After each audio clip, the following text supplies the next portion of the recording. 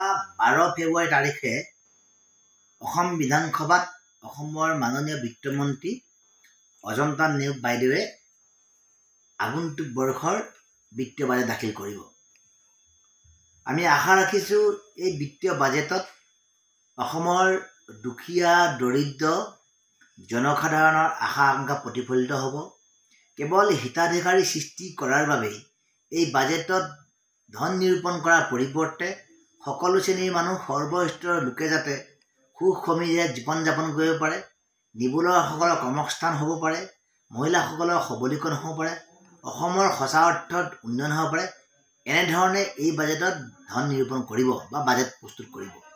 তাৰ লগে লগে অসমৰ অনুসূচিত জাতি আৰু জনজাতিসকলৰ যি প্ৰধান সমস্যা, এই প্ৰধান সমস্যাবোৰ সমাধান কৰাৰ বাবে এই বাজেটত বিশেষ উল্লেখনীয় থাকিব।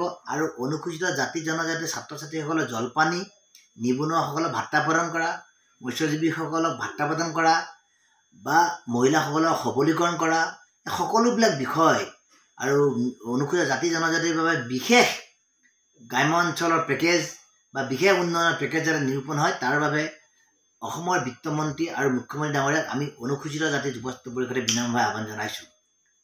যোৱা সংসদত উত্থাপন হোৱা বাজেটত আমি এটা কথা দেখা পাইছিলোঁ যে কেৱল নিৰ্বাচনৰ প্ৰতি লক্ষ্য ৰাখি কেৱল হিতাধিকাৰী সৃষ্টি কৰাৰ লক্ষ্যৰে যেন এখন বাজেট প্ৰস্তুত কৰিলে নিৰ্মলা সীতাৰমণ ডাঙৰীয়ানীয়ে। তো এইবাৰ যাতে অসম চৰকাৰৰ এই বাজেটত সকলো স্তৰৰ নিম্নবিত্ত, মধ্যবিত্ত, দুখীয়া, দৰিদ্ৰ, অনুসূচিত জাতি জনজাতি সকলো বৰ্গ সকলো শ্ৰেণীৰ মানুহৰ যাতে আকাংক্ষিত সমস্যাবোৰ, আকাংক্ষিত মনৰ কথা বতৰাবোৰ যাতে প্ৰতিফলন হয়, ঠিক তেনেদৰে সকলোকে সন্তুষ্ট কৰিব পৰাকৈ, সকলোৱে উন্নয়ন কৰিব পৰাকৈ, কল্যাণ কৰিব পৰাকৈ যাতে বাজেট নিৰূপণ হয়, তাৰ বাবে আমি আহ্বান জনাইছোঁ।